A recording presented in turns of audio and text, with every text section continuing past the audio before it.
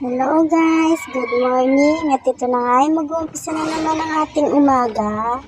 Ay nagliligpit na sapagkat papaalis na naman ang aking ibaban. Naglilinis muna ako ng bahay at ang aming hinigaan. Masama naman kung iwan ko ito ng ganito. Kailangan mo nalinisin ganyan talaga ang mga nanay. At ayan na nga, tinayos ko nga siya. Anak ko ay magulo. Sadyang magulo talaga siya. Ayan na nga yan dyan guys. Nililinis ko na nga yan dyan.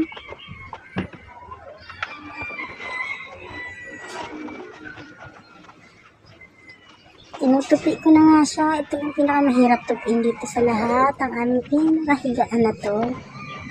Ayan. Hirap talaga siyang tupiin dyan guys. Kaya medyo natagalan ako dyan. Ito na nga yung anak ko ay napansin niya na may camera at nakaano yung cellphone ko. Ayan, nag-uumpisa siyang mga dyan. Gusto niya na kumain yung cellphone at bumili na nga siya ng kape dyan. Kaya sabi niya gusto niya na daw mag-almasal. Sabi ko saglit lang anak nagpapainit pa tayo ng tubig. Nagawa niya naman mag-antay. Kaya na nga guys. Walis-walis. Akala mo talaga nagwawalis guys. Kunwaring linis-linis. At itong shirt ko na ito makulit guys. Hulog ng hulog para gusto sumilip ng aking wet po.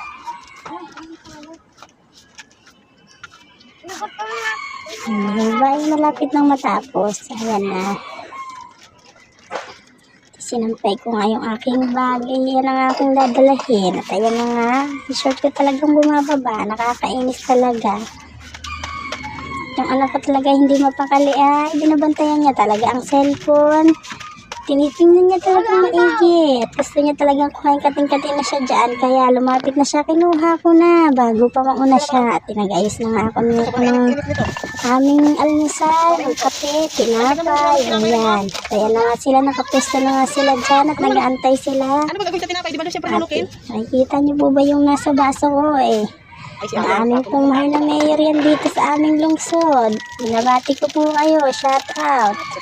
Yan na nga yung anak kong bunso. Nakasimangot po siya kasi kaping-kape na rin siya. Gusto niya po ang kape. At sabi ko, sila ng baso ang kinuha cup noodles.